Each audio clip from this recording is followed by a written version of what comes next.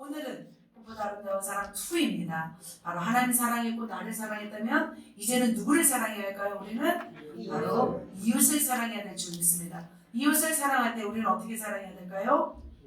내 몸과 같이. 자, 누가복음 10장 29절에서 35절까지 말씀입니다. 우리 다 같이 읽도록 하겠습니다. 잘 보이니까 우리 같이 한번 읽겠습니다. 시작. 그 사람이 자기를 옳게 보이려고 예수께 여쭤오되 그러면 내 이웃이 누구니까? 예수께서 대답하여 이르시되 어떤 사람이 예루살렘에서 여리고로 내려가다가 강도를 만나매 강도들이 그 옷을 벗기고 때려 거의 죽은 것을 보고 갔더라. 마침 한 제사장이 그 길로 내려가다가 그를 보고 피하여 지나가고 또 이와 같이 한 레위인도 그곳에 이르러 그를 보고 피하여 지나가되 어떤 사마리아 사람은 여행하는 중 거기 이르러 그를 보고 불쌍히 여겨 가까이 가서 기름과 포도주를 그 상처에 붓고 싸매고 자기 짐승에 태워 주막으로 데리고 가서 돌보아 주니라. 마지막째로 그 이튿날 그가 주막주에게 대나무로 불을 내어주며 이르되 이 사람을 돌보아 주라. 비용이 더 들면 내가 돌아올 때에 갚으리라 하였으니. 아멘. 참 너무나 아름다운 이야기입니다. 오늘은 이웃사랑이 어떻게 이웃을 사랑해야 할까요? 누가복음 통해서 주님이 주시는 말씀을 가지고 또 나누도록 하겠습니다. 자, 하나님을 사랑했고 나를 사랑했고 그 다음에 또 누구를 사랑해야 돼요? 우리는 이웃을 사랑해야 합니다. 그렇다면 이웃을 사랑할 때 우선순위는 어떻게 돼야 될까요? 우선순위가 있습니다. 첫 번째로는 육신의 가족입니다. 두 번째로는 영적인 가족입니다. 세 번째로는 이방인이죠. 복음이 필요한 사람입니다. 그렇다면 가족의 순서는 배우자, 자녀, 부모, 형제입니다. 그러면 주 안에서의 가족은요, 네 세롯, 그 다음에 우리 성도, 이런 순서로 사랑하면 되고, 그 다음에 이웃은 여러분이 거하는 장소 있잖아요. 직장이 바로 여러분에게 보내주신 일터예요. 영적인 일터라는 거예요. 직장의 사람들을 먼저 전도하는 거고, 그 다음에 이제 그냥 모래는 시장도 다니고, 다 하나님께서 이렇게 순서대로 말씀하셨습니다. 그렇다면 우리의 진정한 이웃이 누구인가? 오늘은 주님이 강도 만나 죽게 된 사람을 예를 들어 말씀하셨습니다. 어떻게 그가 사랑했는지 우리가 말씀하신 것을 듣도록 하겠습니다. 어떤 사람이 예루살렘 보이시나요? 예루살렘에서 여리고로 내려가다가 강도를 만났습니다. 여러분 강도 만난 적 있나요? 네, 저는 강도를 한 번도 안 만나보긴 했는데 강도는 참 무서워요. 그 경찰서 앞에 가면 딱 써있잖아요. 현행범 이렇게 딱 써있더라고요. 강도를 만났어요. 얼마나 무서웠을까요? 그곳에는 강도가 많았대요. 왜냐하면 여리고가 잘 살았대요. 그래서 예루살렘에서 여리고로 가는 사람들은 집으로 가든지 아니면 그렇게 가겠잖아요. 그래서 그 강도들이 빼앗으려고 그곳에 많이 준비하고 있었다고 합니다. 여리고는 그럼 어떤 곳이나요? 기억나나요? 여리고? 이곳이 여리고성입니다. 이런 모습이죠. 그런데 옛날 첫 여호수아가 요단강을 건너서 거쳐야 했던 곳이 바로 첫 관문이 여리고였어요. 아주 강한 철옹성 같은 무너지지 않은 그런 성이었죠. 그런데 6바퀴를 돌고 마지막 7일째 7바퀴를 돌고 소리를 지르자 어떻게 되어서 이 강력한 여리고성이 이렇게 무너져 내린 것을 볼 수 있습니다. 바로 이 여리고예요. 기억나시나요? 네. 그 다음에 또 어떤 기억이 나나요? 이 여인이 누굴까요? 라합, 기색 라합이 두 정탐꾼을 보호해 주잖아요. 그래서 결국 여리고성을 무너뜨리고 기색 라합은 바로 자기 가족을 다 구원하는 그런 역사가 있었던 곳이에요. 그 곳에서 바로 발생한 사건이라는 것입니다. 강도들이 옷을 벗기고, 그 당시는 옷이 되게 값진 거였잖아요. 옷을 벗기고 거의 죽도록 때렸어요. 그리고 그 사람을 내팽개치고 갔어요. 너무나 이제 생명이 위급한 상황이었어요. 너무나 급한 상황이었어요. 그래서 누가 도와주지 않으면 그 사람은 죽을 위기에 있었던 사람이었던 거예요. 근데 그곳에 누가 지나가고 있었냐면 바로 누가 지나가고 있어요? 맞춰보세요. 제사장이라고 먼저 말씀드리고 싶습니다. 제사장이 지나가고 있었어요. 제사장은 그 당시에 굉장히 존경받는 사람이었고 사람들이 우러러보는 사람이었어요. 그래서 강도 만난 사람은 그래도 거의 죽게 되어서도 보여요, 안 보여요?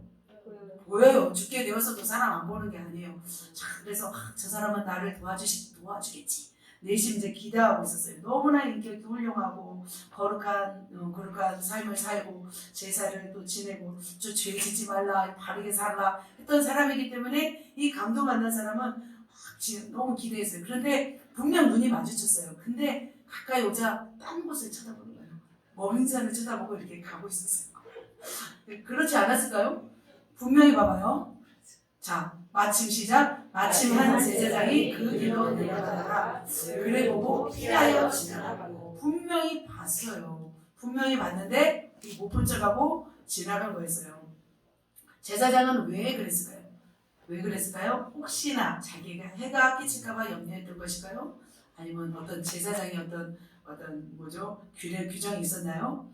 그 당시에 제사장은 24반차로 나누어서 제사장이 한 5천 명이 있으면 나누는 거예요. 24로 나눠서 1년에 2주씩 성전에 가서 봉사했어요. 아까 예루살렘 가서 봉사하고 그리고 나머지 시간은 이 여리고 그러니까 자기 집으로 와서 지냈대요. 근데 예루살렘에서 여리고가 가까웠대요.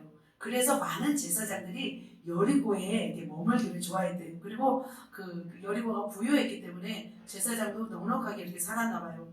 근데 성읍에는 여리고 성읍에는 약 5천 명 정도 제사장들이 거주했다고 합니다. 그래서 제사장들은 자기의 본분을 마치고 집으로 돌아가는 길이에요. 어쩌면 그렇게 바쁜 일이 아닐 수도 있어요. 급히 갈 필요도 없는 거예요. 그런데 못 본 채 하고 지나갔던 거예요. 자, 두 번째 누가 나타날까요? 이번에는 순결한 레위인이 지나갔어요. 늘 하나님을 찬양하고 늘 예배하고 이런 사람이죠. 그래서 강도 만난 자가 이분도 존경했을까요? 그래서 동경했던 사람이었겠죠. 레위인이 오고 있었어요. 그래서 마음으로 생각했을 거예요. 레위인은 나를 도와주겠지. 나름대로 생각할 수 있었습니다. 그런데 레위인은 어떻게 했어요? 강도 만난 자를 피하여 갔어요. 갑자기 그러잖아요. 갑자기 예를 들면 레윈이 오다가 갑자기 전화기를 그래서 여보세요 하면서 이렇게 지나가는 거예요. 이해가 되죠? 그 음식점에서 다 친구들이 식사 다 하고 이제 계산할 때쯤 되면 어떤 사람 딱 앉아서 신발끈 이렇게 묶고 있잖아요. 막 운동화 신고 와가지고 막 처음부터 막 묶고 있어. 벌써 그러면 벌써 그 계산하고 다 나간 거예요. 그런 사람인 거예요. 지금 레위인이 분명히 눈을 마주쳤다고 했어요. 자, 봅시다. 같이 읽겠습니다. 또 이와 같이 레위인도 그곳에 이르러 그를 보고 피하여 지나가되. 왜 그랬을까요? 그는 또 왜 저렇게 했을까요? 나름대로 그들은 규정이 있었나 봐요. 그러니까 손에 피를 묻거나 시체를 만들면 안 되는 그런 규정이 있었어요. 레위기 21장 이하에 보면 제사장과 레위인들 곧 성직자들이 성전 임무를 수행하려면 반드시 이런 규례를 지켜야 한다고 합니다. 그 중에 대표적인 것이 뭐냐면 자신을 부정하게 하지 말라는 규칙이 있었어요. 그래서 시체의 접촉을 금하고 있었습니다. 그리고 부정하게 되기 때문에 피 이런 걸 만지면 안 됐습니다. 그런데 두 사람은 하나님을 잘 섬기려는 의도라기보다는 지금 제사 드리러 가는 것도 아니잖아요. 끝나고 이제 오는 거잖아요. 잘 섬기려기보다는 하나님의 백성의 절박한 상황을 외면한 것이라고 볼 수 있습니다. 그런데 이렇게 제사장도 지나가고 레위인도 지나갔어요. 그런데 한 사람이 지나가고 있어요. 두 사람 말 타고 지나가잖아요. 한 사람 누구예요? 바로 유대인들이 싫어하는 사람들. 돼지처럼 정말 그렇게 싫어하는 사람, 바로 사마리아 사람이 등장했습니다. 그는 이스라엘 사람들에게 아주 멸시천대를 받는 사람이었어요. 그런데 제사장과 레위인과 달랐어요. 못 본 채 하고 지나가기에는 양심이 허락하지 않았어요. 사마리아인은. 왜냐하면 이 사람은 이웃 사랑이 몸에 배이는 사람이었기 때문이었어요. 그런데 강도 만난 사람은 사마리아 사람을 기대했을까요? 기대를 안 했고 있었어요. 앙숙이었고 이스라엘 사람들 유대인들이 싫어했던 사람이었기 때문에 설마 나를 도와줄까? 이렇게 생각했죠. 그래서 강도 만난 사람은 내가 이제 죽는구나 생각하고 있었어요. 근데 사마리아인이 다가오는 거예요. 그래서 강도 만난 사람 어떤 생각이었을까요? 설마 나를 또 죽이려고 하나? 이제 그렇지 않을까요? 이제 그런 생각, 이제 나는 나를 또 때리려고 하나? 이렇게 생각을 하고 있었을 거예요. 그런데 어떻게 해요? 사마리아인은 가서 이 사람을 도와줘요. 어떻게 도와주는지 오늘도 말씀을 통해서 세 가지를 또 살펴보도록 하겠습니다. 이웃 사랑하기를 실천하는 우리 사마리아 사람처럼 저와 여러분도 그렇게 되시기를 예수님의 이름으로 축복합니다. 자, 그렇다면 마음으로 사랑하기, 어떻게 사랑했는지 우리 말씀을 통해서 보도록 하겠습니다. 이렇게 선한 사마리아인은 강도받는 자를 찾아갔습니다. 자, 말씀 한번 읽겠습니다. 시작. 어떤 사마리아인은 여행하는 중 거기 이르러 그를 보고 불쌍히 여겨. 네, 그는 여행 중이었어요. 나름대로 1년 중 연차를 써서 했든지 아니면 그동안 너무 힘들었던 애들을 뒤로하고 여행하는 중이었습니다. 그런데 여행하는 중에 강도 만난 자를 만났어요. 그러면 불편하지 않을까요? 지금 자유롭고 싶은데 또 일이 생긴 거죠. 어려운 일이. 그런데 그는 강도 만난 자를 지나치지 않았어요. 어떻게 보면 자신도 습격당할 수도 있는 상황이었어요. 그럼에도 불구하고 그는 가까이 가요. 그를 보고 지나치지 않았어요. 그를 오히려 불쌍히 여기고 나아갑니다. 그가 불쌍히 여기는 마음이 아니라 아이고 그냥 어쩌다가 저렇게 됐을까 생각하고 아니면 아이고 안 됐네 하고 지나갈 수도 있었어요. 그런데 그렇게 생각하지 않았어요. 그는 가까이 갔어요. 왜냐면 그는 그를 불쌍히 여기는 선한 마음이 있었기 때문입니다. 그렇다면 그 불쌍히 여기는 마음은 누구의 마음이에요? 바로 우리 주님 예수 그리스도의 마음인 줄 믿습니다. 예수님도 저렇게 불쌍히 여기셨어요. 예수님은 참 불쌍히 여기는 사람들이 많았던 것 같아요. 좀 이 땅에서 힘들게 살아가는 영혼들을 예수님은 참 불쌍히 여기셨습니다. 그렇다면 예수님이 사마리아 사람이 어떻게 예수님의 마음이 있는지 이 말씀에서 예수님도 이런 마음이 있다는 것을 보여줍니다. 믿습니다. 예수께서 나오사 큰 무리를 보시고 그 목자 없는 양 같은 으로 인하여 불쌍히 여기사 이에 여러 가지로 가르치시더라. 여기서도 보면 불쌍히 여기셨어요. 또 보면은 누가복음에서도 불쌍히 여기사 과부를 보시고 불쌍히 여기셨고 마가복음에서도 질병이요 그 사건이죠. 4,000명을 먹이는 그런 사건입니다. 불쌍히 여기면서 주님은 이렇게 행하셨던 것을 볼 수 있습니다. 주님은 어떻게 불쌍히 여기셨냐면 거라사 광인도 불쌍히 여기셨어요. 주님은 귀신 들려 귀 먹고 말 못하는 사람도 불쌍히 여기셨어요. 그리고 죽어 3일이나 된 나사로를 불쌍히 여기시면서 눈물까지 흘리셨던 것을 볼 수 있습니다. 바로 사마리아 사람이 강도를 만나 그를 불쌍히 여긴 것은 바로 예수의 마음을 가진 사람이었기 때문입니다. 그렇다면 또 질문하겠습니다. 여러분 같았으면 어떻게 하겠습니까? 첫 번째로 못 본 척하고 지나간다. 두 번째로 경찰에 신고한다. 세 번째로 직접 차에 태우고 병원에 간다. 어떻게 하시겠습니까? 119. 네, 그리고 우리 2번 아니면 3번이라도 119라도 불러서 이렇게 보내시든지 아니면 정 급하면 이렇게 데리고 우리 교회로 오시든지 이렇게 하시는 사람들이 되어서 성도님들이 되셨으면 좋겠습니다. 저는 가장 불쌍한 사람이 귀신 들리고 병든 사람이라고 생각이 들어요. 가장 그만큼 불쌍한 사람이 없는 것 같습니다. 그리고 고아들이라고 생각이 들어요. 엄마의 따스한 품에 안기지 못하고 평생 동안 그 사랑에 목말라 살아가더라고요. 고아로 자란 사람들은. 그리고 나면서부터 장애로 태어나신 분들은 자신의 존재를 거부해요. 자신의 존재를 저주하는 모습을 보고 힘든 삶을 살아가는 사람이 있습니다. 근데 태어났는데 가장 험악한 아프리카에 태어난 거예요. 그럼 얼마나 힘들었어요. 태어났는데 북한 아주 가난한 그 공산 국가에 태어났어요. 태어났는데 무당의 자식으로 태어났어요. 태어났는데 불교의 어떤 승려의 자녀로 태어났어요. 그러면 굉장히 그런 자녀들은 굉장히 힘들게 살아갑니다. 서울 지하철 역전에 가보면 많은 노숙자들이 있어요.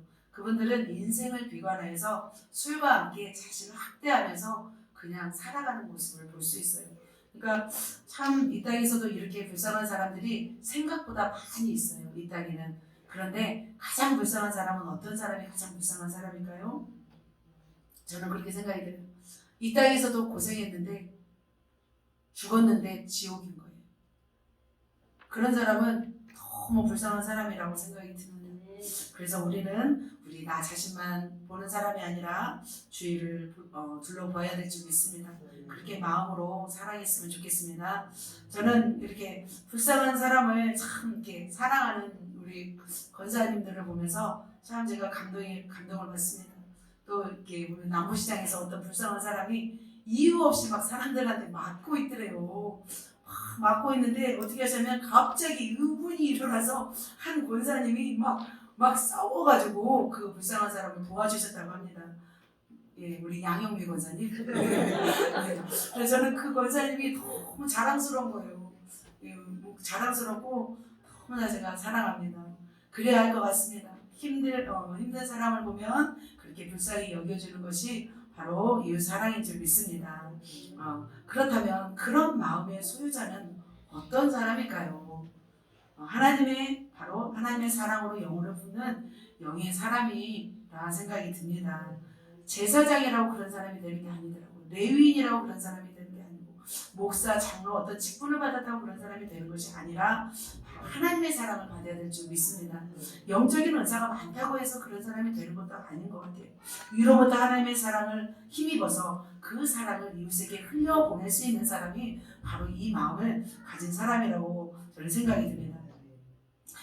그래서 그런 사람이 되려면 어떻게 되나? 우리는 하나님의 형상으로 변화되고 하나님의 사랑을 받고 또 나를 사랑하면 이렇게 건강한 사람이 되면 그 건강한 사람이 저절로 흘러가는 사람이 돼요. 근데 사랑을 받지 못하고 아직도 나 자신도 형상도 회복되지 않고 어떤 정체성도 발견하지 못하면 남을 이웃 사랑하기가 쉽지 않아요. 물론 이제 태어나기는 의리가 있고 어떤 힘이 있는 사람도 있는데 어떤 때로는 자기 힘으로 사랑하게 돼요. 근데 진정한 사랑은 주님이 이렇게 말씀하고 있습니다. 우리 천천히 한번 읽어봅시다. 시작. 사랑은 오래 참고 사랑은 온유하며 시기하지 아니하며 사랑은 자랑하지 아니하며 교만하지 아니하며 무례히 행하지 아니하며 자기의 유익을 구하지 아니하며 성내지 아니하며 악한 것을 생각하지 아니하며 7절 모든 것을 믿으며 모든 것을 바라며 모든 것을 견디느니라. 아멘. 이런 사랑을 하고 싶은지요? 바로 우리가 닮아가야 할 예수 그리스도의 그 사랑의 모습인 줄 믿습니다. 예수님은 우리를 이렇게 사랑하셨습니다. 믿으신가요? 예수님이 오래 참으셨어요. 근데 오래 참지 않으셨으면 어떻게 했을까요? 남아있는 사람 몇 명이나 있을까요? 여기에 주님이 오래 참지 않으셨어요. 다 죽었어요. 예수님은 온유하셨어요. 예수님이 온유하지 않으셨으면 어떻게 했을까요? 무서워서 하나님을 떠날 수도 있어요. 예수님은 자기의 유익을 구하지 않았어요. 예수님이 자기의 유익을 구하셨다면 십자가 지셨을까요? 십자가 안 지셨어요. 그러면 어떻게 우리는 지옥에 갈 수밖에 없고 아니면 제사를 지려서 겨우 어떻게 생명을 연장할 수도 있을 수도 있겠고, 예수님은 시기하지 않았어요. 예수님이 만일 잘생긴 사람은 막 다 시기했다면 이봉준 집사님만 죽고 우린 다 살아요. 아닐까요? 예수님은 왜냐면 외모가 볼품이 없었다고 하잖아요. 예수님은 시기하지 않으셨어요. 그리고 예수님은 무례히 행하지 않으셨어요. 예수님이 무례히 행하셨다면 우리는 어떻게 할 거예요? 다 상처받고 살고 있을 거예요. 얼마나 무서워요. 예수님은 막 바다에 또 걸어다니시고 막 병든도 바람도 막 혼내버리잖아요. 예수님은 그렇게 강력하신 분인데 우리에게 무리하게 행하지 않으셨어요. 그렇다면 우리도 어떻게 해야 될까요? 이 사랑으로 살기로 우리가 결단하고 우리 나아가야 될 줄 믿습니다. 그리고 하나님이 나를 얼마나 사랑해 주셨는가를 알고 깨달으면 우리도 이웃을 사랑할 수 있을 줄 믿습니다.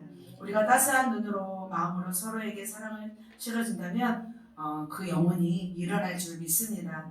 우리가 공의의 잣대로 서로를 판단하고 비판하고 너 문제투성이 하면 우리가 문제 없는 사람이 어디 있어요?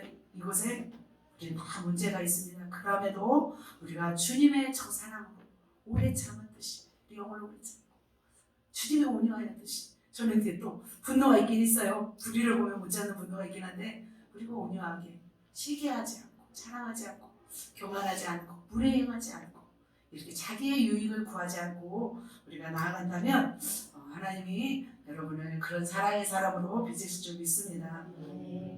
자, 불쌍히 여기는 마음으로 해야 할 일은 뭘까요? 그러면 우리가 불쌍한 마음으로 해야 할 일은 영혼들을 위해서 저는 가장 그 사랑으로 마음으로 할 수 있는 일이 기도라고 생각합니다. 마음으로 할 수 있는 일이. 기도, 그 영혼을 위해서 기도하면 신기하게 그 사람을 사랑하게 돼요. 그 사람을 위해서 기도하면 그 사람이 변화돼요. 그래서 우리가 진정으로 마음으로 사랑할 수 있는 것은 기도라고 생각합니다. 그래서 예수 믿고 천국 가고 영혼들이 변화될 수 있도록 우리가 기도함으로 우리의 사랑을 실천하였으면 좋겠습니다. 아멘. 두 번째로 뭘까요? 사마리아인은 또 어떻게 했나요? 이제는 같이 읽겠습니다. 행함으로 사랑하기. 첫 번째, 기름과 포도주로 상처를 싸매고 돌보아줬습니다. 자, 마음으로 사랑했다면 이제는 무엇으로 사랑해요? 행함으로 사랑하는 것입니다. 누가복음 10장 34절입니다. 같이 읽습니다. 포도주를 그 상처에 붓고 싸매고 자기 짐승에 태워. 자, 포도주의 역할은 뭐냐면 소독하는 역할. 알코올 성분이 있기 때문에 상처를 소독하는 역할이 있어요. 그리고 그 기름은 어떤 역할을 해요? 기름은 보호해주는 역할을 해요. 그래서 이게 올리브잖아요. 올리브 기름으로 싸매어주고 그리고 포도주로 상처를 소독을 할 수 있습니다. 그냥 말로만 괜찮냐라고 물어보지 않았어요. 그런 마음으로 불쌍히 여기고 나서 그에게 다가가서 직접적으로 어떻게 자기의 소유로 살핀 거예요. 지금 강도 만난 사람 거의 죽게 된 상황이었잖아요. 그런데 자기도 이제 숨어있는 강도들이 자기를 공격해 올 수도 있을 수도 있어요. 그럼에도 불구하고 자기의 포도주로 상처도 발라주고 감람유를 발라줬어요. 지금 한시가 급한 상황에서 지금 응급치료를 하고 있는 거예요. 응급치료만 하고 그는 떠나는 것이 아니었어요. 그는 어떻게 했을까요? 두 번째 어떻게 했냐면 읽겠습니다. 중앙으로 가서 돌봐준다. 중앙으로 데리고 와서 돌보아주니라. 그는 중앙으로 가서 돌보아줬어요. 어떻게 돌보아주냐면 이렇게 나귀에 태우고 이제 중앙으로 가는 거예요. 원래 나귀는 혼자 타잖아요. 그러면 자기는 걷는 거예요. 그 사람을 이렇게 엎었겠죠. 배를 깔고 이렇게 했겠죠. 일어설 수 없으니까. 그래서 자기는 나귀를 끌고 이제 중앙으로 가는 거죠. 시간이 얼마 걸릴지도 모르는데 지금 같으면 병원으로 이렇게 이송할 수 있지만 그 당시에는 의료시설이 없기 때문에 경찰도 없는 상황이었기 때문에 그는 지금 이렇게 놔두면 죽을 거라고 생각하고 그렇게 싣고 중앙으로 가는 것을 볼 수 있습니다. 그렇게 행함으로 사랑을 나타낸 것입니다. 그리고 하나님은 우리에게 말씀하잖아요. 믿음이 있노라 하면서 행함이 없으면 그것은 죽은 믿음이라고 하였습니다. 우리가 사랑이 있노라 하고서 행함이 없는 사랑은 바로 죽은 사랑이라고 볼 수 있습니다. 그런데 선한 사마리아인은 그 사랑의 마음을 가지고 또 이제는 행함으로 그 사랑을 이렇게 나타내는 모습을 보고 있습니다. 감동이 있나요? 네. 우리 목사님은 이런 일에 외면하지 않고 도와주는 면이 참 많았었어요. 한 번은 어떤 이제 노숙자 술 취해서 길바닥에 쓰러져 있었어요. 추운 날이었어요. 그래서 지나칠 수도 있는데 목사님은 그런 사람을 지나치지 않아요. 꼭 가서 전화번호 물어보고 집도 어디냐고 막 물어보는데 막 욕을 하고 막 그냥 난리를 치고 막 그래서 막 그러시더라고요. 그러다가 우리 목사님이 한참 실갱이를 그러더니 난 바로 오실 줄 알았어요. 그러더니 어떻게 되면 당신 이렇게 계속 있으면 내가 경찰에 신고할 거라고. 그래서 전화기를 들고 경찰에 신고하자마자 그 사람이 벌떡 일어나더니 아이씨 하면서 막 걸어가는 거예요. 깜짝 놀랐어요. 그냥 너무 고통스러우니까 그냥 막무가내로 그렇게 하고 있었던 모습이에요. 그래서 목사님이 참 그런 모습이 저는 참 존경스럽더라고요. 또 한 친구가 왔어요. 온몸에 용문신이 있어요. 손목까지 용문신이 있기 때문에 직장을 구할 수 없는 친구. 우리 그때 전도할 때 탐마트에서 왔던 그 친구입니다. 사랑이라는 것을 한 번도 받아보지 못하는 친구였어요. 근데 우리가 사랑을 해주는데 이 사랑을 너무 어색해하는 거예요. 백숙을 삶아주고 또 온몸을 치료도 해줬어요. 그래서 치유의자에 앉아가지고 치유도 해주고 그리고 또 이제 마음으로 제가 많이 막 사랑의 마음으로 사랑해줬어요. 어느 날은 도시락을 싸가지고 치킨을 사들고 피자 가게 있어서 치킨을 들고 왔어요.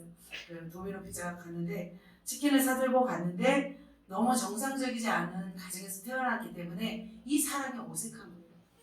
엄마한테 한 번도 사랑을 받아보지 않고 엄마 아빠한테 받았던 것은 몇 밖에 없는 거, 몽둥이밖에 없었던 친구라 이 사랑을 너무 어색해하는 거예요. 그래서 너무 어색해하면서 거절을 하더라고요. 그래서 참 마음이 아팠어요. 그 친구를 생각하면서 처음엔 그래요. 한두 명이 아니죠. 이렇게 많은 사람들을 이렇게 상대하는 것이 이렇게 사랑을 베푼 것이 때로는 이게 낭비가 아닐까. 그럼 그 사람들이 와서 우리 교회를 계속 다닐 것도 아니고 그래서 때로는 피해를 주기도 하고 이로움을 주지 않았는데 그렇게 낭비였을까 생각했는데 아니었더라고요. 하나님은 그 모든 것들을 다 보셨던 거예요. 우리가 어떻게 영혼을 섬기고 살아있는지를 다 보시고 이렇게 이 코로나 시대 때도 이렇게 건물을 사서 교회를 이전하는 모습은 정말 하나님께서 그 보시고 축복하는 것이라 저는 생각이 들었습니다. 아멘.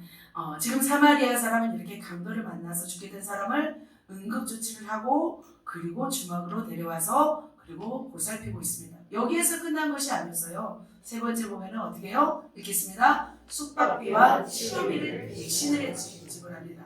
누가복음 10장 35절입니다. 읽습니다. 그가 주막 주인에게 데나리온 둘을 메어주며 이르되 이 사람을 돌보아주라. 비용이 더 들면 내가 돌아올 때 갚으리라 하였으니. 자, 그는 이튿날까지 같이 있었다는 건 뭐예요? 그날 밤에 같이 하룻밤을 지낸 거예요. 강도 만난 자와 처음 만난 사람과 하룻밤을 같이 지냈어요. 왜냐면 또 아파서 어떻게 될까 염려했던 거죠. 숙박까지 같이 했어요. 그런데 그가 좋아진 모습을 보고 이튿날 어떻게 해요? 며칠 묵을 숙박비를 주는 거예요. 그 돈이 얼마이면 이 데나리온. 이 데나리온인데 이 데나리온은 얼마냐면은 보면은 이게 데나리온이에요. 데나리온은 로마의 화폐였어요. 로마의 화폐에 1 데나리온은 하루에 노동자가 일한 품삯이에요. 그러면 지금으로 말하면 얼마 정도 될까요? 한 15만 원 될까요? 그러면 이 데나리온은 30만 원 되겠죠. 근데 그 당시에는 이 30만 원 정도면 20일 정도를 숙박할 수 있는 그런 돈이었대요. 이 돈을 준 거예요. 그리고 드라크마라는 게 있어요. 이것은 그리스의 화폐예요. 드라크마하고 아까 말했던 데나리온은 같은 가격이에요. 같은 가격에. 그래서 성경에는 드라크마도 나오고 데나리온도 나오는데 이거 그리스 화폐, 아까 데나리온 로마 화폐입니다. 그것만 주는 것이 아니라 더 들면 지금 2 데나리온을 줬는데 이보다 더 들면 어떻게 한대요? 더 주겠다. 나중에 또 돌아올 때 갚겠다고 한 거예요. 그래서 그러면 이 사람은 나중에 배로 갚으려고 이렇게 준 걸까요? 응? 다시 와서 찾으려고 한 걸까요? 아닌 거죠. 그냥 낭비한 것이 아니라 영혼을 위해서 그냥 무조건적으로 헌신하는 그런 사랑이 좀 있습니다. 그는 낭비하는 삶이 아니었어요. 하나님 앞에 저축하는 삶이었습니다. 그런데 주의해야 할 것이 있어요. 이렇게 행함으로 우리가 돕는다 할지라도 그 마음에는 사랑의 마음이 있어야 될 줄 믿습니다. 그래서 고린도전서 우리 한 절씩 읽겠습니다. 1절 있습니다. 시작. 내가 사람의 방언과 천사의 말을 할지라도 사랑이 없으면 소리나는 부류와 울리는 꽹과리가 되고. 우리의 삶에는 무식한 말보다는 이 아름다운 언어가 필요해요. 그죠? 마음만 좋다고 무식하게 말하면 안 돼요. 하지만 이 아무리 천사의 말이라 할지라도 사랑이 없으면 울리는 꽹과리라고 합니다. 자, 2절입니다. 내가 예언하는 능력이 있어 모든 비밀과 모든 지식을 알고 또 산을 옮길 만한 모든 믿음이 있을지라도 사랑이 없으면 내가 아무것도 아니요. 엄청난 예언과 그리고 막 엄청 영의 지식을 아는 막 지식과 막 산을 옮길 만한 강력한 믿음이 있을지라도 사랑이 없으면 아무것도 아니라 말씀하고 있습니다. 또 3번 있습니다. 내가 모든 것으로 구제하고 또 내 몸을 불쌍하게 해줄지라도 사랑이 없으면 아무것이 없느니라 말씀하고 있습니다. 그래서 우리가 두 번째 보면 예언하는 능력, 우리에게는 많은 어떤 영적인 은사들이 많잖아요. 그래서 저는 우리 주일 설교나 수요예배나 금요일이나 어떤 영적인 것들을 많이 나누지 않아요. 왜냐하면 영적인 것들을 더 들으면 더 들을 수가 있어요. 그런데 너무 영적인 세계로 들어가다 보면은 성경보다 영적인 세계를 더 우선시할까봐 저는 성경의 기본을 두고 말씀을 전하고 있습니다. 또 세 번째로 보면은 이렇게 전 재산을 들여가지고 영혼을 위해서 내줄지라도 그리고 내 몸을 불사르게 내줄지라도 사랑이 없으면 아무 유익이 없대요. 그렇다면 이 아무 유익이 없다는 것은 뭐예요? 상급이 없다는 거예요. 하나님이 안 기뻐하신다는 거죠. 그래서 선한 사마리아인은 두 가지를 다 실천한 걸 볼 수 있습니다. 사랑의 실천 방법에는 마음으로 행한 것과 행함으로 행한 것이 있습니다. 그래서 네 종류로 한번 제가 나누어 보았습니다. 네 종류로. 자, 첫 번째는 뭐예요? 사랑도 있고 행함도 있는 사람. 두 번째로는 사랑은 있는데 행함이 없는 사람. 세 번째, 사랑은 없는데 행함이 있는 사람. 네 번째, 사랑도 없고 행함도 없는 사람. 자, 선한 사마리아는 몇 번? 1번. 여러분은 몇 번? 1번. 할렐루야. 우리 1번을 합시다. 2번이 좋아요? 3번이 좋아요? 1번. 아니 또 1번은 1번이고 2번이 3번이 있다면 3번. 3번은 괜찮아요? 2번은요? 2번은 좀 그래요. 마음만 있으면 안 돼요? 그렇죠. 마음 있으면 선물을 줘야지. 뭐라도 챙겨줘야 그게 사랑이죠. 그렇죠. 그러면 우리가 1번 아니면 3번 합시다. 1번 아니면 3번. 그죠? 그 대신 1번으로 가기를 최선으로 하고 못하면 3번이라도 하고 그 다음에 2번도 해야죠. 같이. 그래서 우리가 이렇게 사랑을 실천하시기를 예수님의 이름으로 축복합니다. 우리 교회는 몇 번인가요? 1번. 우리의 사랑도 많고 행함도 있습니다. 5년 전에 우리가 개척했습니다. 많은 사람들에게 우리가 물질을 흘려보냈어요. 생각을 해보니까 많더라고요. 그래도 우리는 참 행복했죠. 오기만 해봐라. 우리는 이렇게 했습니다. 그리고 이런 사람뿐만 아니라 동냥하는 사람들도 참 많이 왔어요. 우리 교회는 소문이 났어요. 저 교회 가면은 돈을 많이 준다 소문이 나가지고 서원도 교회 있을 때 제가 다 교회 문에 2층으로 올라오면 꼭 한 사람이 따라 들어와요. 따라 들어와서 막 돈을 달라고 하죠. 그런데 우리는 어떻게 해요? 그냥 안 돌려보냅니다. 돈을 주든지 뭐 치료를 해주든지 사랑을 해주든지 먹을 걸 해주든지 이렇게 해서 다 이렇게 더 챙겨서 이렇게 주었습니다. 한 번은 이제 동양으로 오신 분이 있었어요. 그래서 목사님한테 딱 걸려가지고 1시간 동안 얘기 듣고 기도받고 밥까지 또 챙겨주잖아요. 밥까지 다 챙겨주고 근데 밥 주고 이제 돈 주자마자 주랭랑을 친 거예요. 너무 질려버려갖고 목사는 질려버려서 이제 다시는 그 사람 안 오더라고요. 다시는 혼내기까지 하잖아요. 어떻게 그렇게 사냐고 막 그러면서 동사무소에서 얼마 받냐고 다 물어보고 그러면서 그렇게 살면 안 된다 하면서 복음까지 전하고 그런 것을 볼 수 있었습니다. 사마리아인은 우리의 스타일은 또 다르잖아요. 또 선한 사마리아인 스타일이고 또 우리는 우리 스타일이지만 스타일은 달라도 사랑인 줄 믿습니다. 네, 사마리아인은 그렇게 선하게 강도 만난 자를 섬겨주었습니다. 필요하면 물질을 더 주겠다고 약속까지 하였습니다. 그렇다면 주님은 왜 가장 큰 계명 하나님 사랑, 이웃 사랑을 말씀하시면서 왜 이 선한 사마리아인을 비유했을까요? 바로 어떻게 해요? 이 말씀입니다. 읽겠습니다. 예수께서 이르시되 내가 배고프다 이를 행하라 그러면 살리라 이렇게 말씀하신 거예요. 주님은 행하기 위해서 선한 사마리아인을 비유하신 줄 믿습니다. 그렇다면 우리는 어떻게 해야 될까요? 우리도 마찬가지로 우리도 행해야 될 줄 믿습니다. 자, 물질이 필요한 자에게는 물질을 주는 것입니다. 옷이 없는 자에게는 옷을 주는 것입니다. 먹을 것이 부족한 사람이 먹을 것을 주는 것입니다. 그런데 줄 수 있는 사람이 복된 사람입니다. 우리는 받았다면 또 주는 사람으로 나아가야 될 줄 믿습니다. 왜냐하면 받기만 하면 천국 상급이 없어요. 그래서 어떻게든지 우리는 주려고 하는 거예요. 주려고. 그래야 하늘에서는 하늘의 보화가 있는 줄 믿습니다. 그래서 우리 교회도 보면 한 사람을 얻기 위해서 때마다 일마다 용돈으로, TV로, 또 막 전자레인지로 막 이렇게 섬겨주는 모습을 봅니다. 때로는 이렇게 주는 모습을 보면서 제가 참 여러분을 좀 사랑하고 우리 교회를 너무나 귀한 교회라고 여깁니다. 우리가 말씀을 또 이제 정리하도록 하겠습니다. 주님은 고린도전서 13장을 중심으로 하여서 사랑의 실천에 대해서 말씀하고 있습니다. 우리의 이웃을 내 몸과 같이 사랑하셨습니다. 마음으로 사랑하는 방법은 무엇일까요?